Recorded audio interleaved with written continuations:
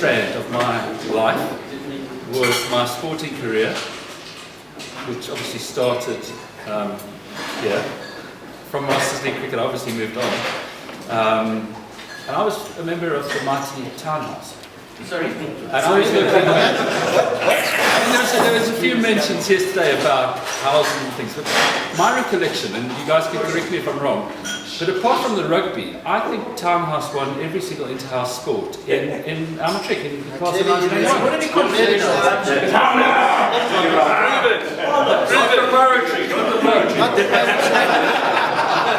You're the athletics day, but you're a captain.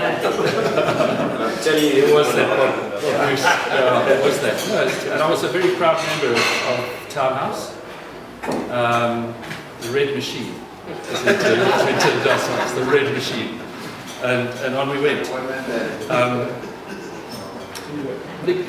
We're going to move on to toast to South Africa, and I'm very pleased that we've got four ambassadors, 4 South African ambassadors today who are flying the flag overseas. We had another one here yesterday, Adi Fleischer, what a moment!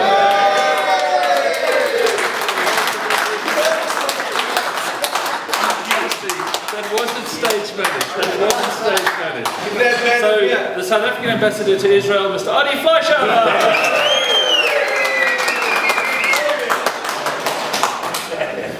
The South African ambassador to the Republic of Ireland, Mr. Michael Capra. The South African ambassador to Canada, Mr. Jeremy Cook. And because the UK has special needs, there are 2 South African ambassadors in the UK, Mr. Trevor Cricker and Mr. David Newman. That's why you're paying Canada. He's from Toronto, USA. to be debated later. So our next speaker is family. So when I bravely ventured out into the world, I did so at the same time as Greg Boustead and another mate of ours, Rob Sands, and his wife Ron, who Greg was at university with. And the 6 of us, that's obviously the wives, we were trailblazers, obviously. But when you're out in the big wide world, it's quite intimidating. And the Bousteds and the Sands, they were my family. They looked after me. And we had some very wonderful moments of fellowship. We shared all sorts of things. Wow. And Greg's...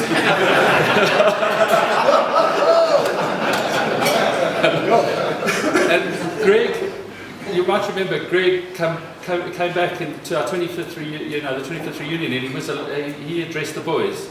And it's the only time, I think, in the history of the school where the word wanker was in the first sentence. And obviously, because it was Greg, he got away with it. And at that time, he was talking about his robot, and driving his robot to do our prostates. And I think going forward, I don't really want to know your medical histories. It's quite okay. But in the next 15 to 20 years, one of Greg's robots is probably going to be attacking your prostate. So as well as being a great father, a great husband, a great friend, a great surgeon, his main claim to fame was he was captain of Townhouse in 1981. Everything else was paled into significance. The Red Machine. And to propose a toast to South Africa, I bring Mr. Greg Boustead.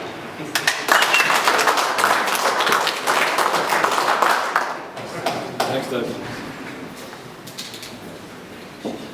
So I did make some, gentlemen, no ladies, I can... Be yourself. Be yourself, yeah. I did make some notes, but the font I can't seem to make it any larger, so... I remember that distinctly, Tony Reeler and me commenting on you bald wankers. There's a few more bald ones. I think it was 10 years actually, Dad, it was 30 years on. It was 30 years, yeah. But at least I remember that bit. But nonetheless, it's a privilege. Thanks, Glenn, for asking me. I thought it was quite a privilege. I was trying to work through why the hell did Glenn ask me to do this. I'm the only stupid idiot that came back to South Africa after 22 years, so maybe I wanted me to share some wisdom. And then he let it slip that he only had 6 oaks registered for the lunch. So his list was very short. So hence I got called up. But it's been fantastic. It is fantastic actually spending time on the fellowship with you guys.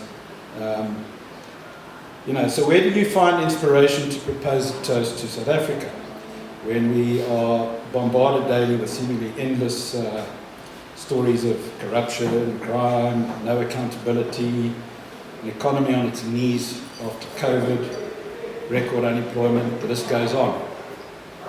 Well, for me, yesterday was quite uplifting. I arrived at the front gates. Garth spoke about it in his message today. Absolutely amazing, magnificent school. On a par with any private school in the world. And we've got to give congrats to the Boustead. Fantastic job. I don't think the boys have to realize the opportunity that they have at this institution. And I was really quite nostalgic, brought a tear to the eye, but really tear more of being proud on being part of the story more than anything. We had a stage yesterday when we went to the hall and we were sitting there and we had a little bit of time of reflection and the pipe band were warming up and the hall was empty and then the boys all came flooding in. And I don't know about how you guys felt, but the hall came alive. It was literally like we were transported back 40 years. Unbelievable. And what I saw there brought great hope. These kids, teachers, all of them, part of Pretoria Boys High, gives you great hope in humanity. And I think fundamentally human beings, I work with people all the time, and I see more than anything humans are optimistic. Even when you're talking to patients with cancer and chronic illnesses and so on, they are fundamentally optimists. And I think we have to take hope from it. And the tragedy of our modern society, particularly these things, is kids get bombarded continuously with pessimism, doom and gloom. And I think, I think that's a great challenge for you as educators. And I take my hat off to you, is how you separate that and try and bring out the positive in all those kids. And I mean, this environment is just unbelievable in that regard.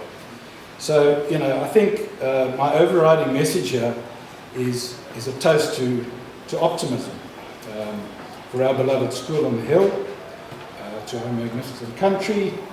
I woke up early, looked over Pretoria with the jacarandas. If you think of the blue skies, the UK guys will appreciate it. The blue skies in Africa are something else. You don't see that blue sky in the UK. It's a sort of a dull blue. It's just not the same. Our sunsets, crimson, yellows and oranges, are just magnificent. Our game parks, our rivers, our mountains, unparalleled. So, more than anything, as remarkable as our natural attractions of the country, I think it's our people which shine bright, are resilient, and loyal, no matter the cost. The spirit of Ubuntu among South Africans will never be lost, I think. Alan Paton wrote in Crowded Beloved Country, the tragedy is not that things are broken, the tragedy is that things are not mended again. I haven't got a glass, we need to... Where's my water? Not water. You can make the balance. Yeah, so I think, gentlemen, please be upstanding and let's drink a toast to South Africa.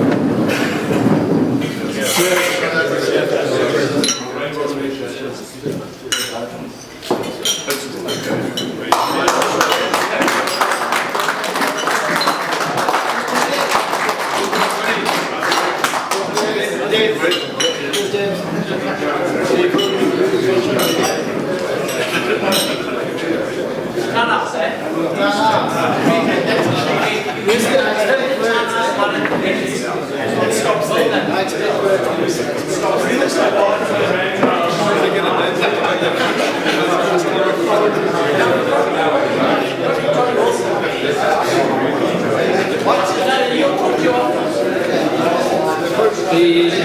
next part of the proceedings is to absent friends, and we've got absent friends. I mean, we have got friends, obviously, and some of them are absent, and some of them have passed on, and were duly remembered in the list. Thank you, Glenn, for that. It brought back some great memories. Just those names, and just thinking about them as well. I think you can see from the WhatsApp feed, the engagement and the enjoyment has been a lot of fun. Obviously, Harry had to get involved when it started to get a bit political, and we started to get a bit. It got a bit. It got a bit military for a while, and that was scary, obviously. Well done, Harry. So well done, Harry. And then it did get a bit political, and the American guys got a bit defensive about old Biden. So had to pull that. So then religion. The religion didn't really feature, so which is a pity really, because Harry could have stepped on that as well. and the quality of the sex was very disappointing. It really was. But what it's done is, it's connected the guys from all over the place, and I think so for the States, bless them really. It can't be easy. You can't get in and out of Australia or New Zealand for love of money. You're screwed.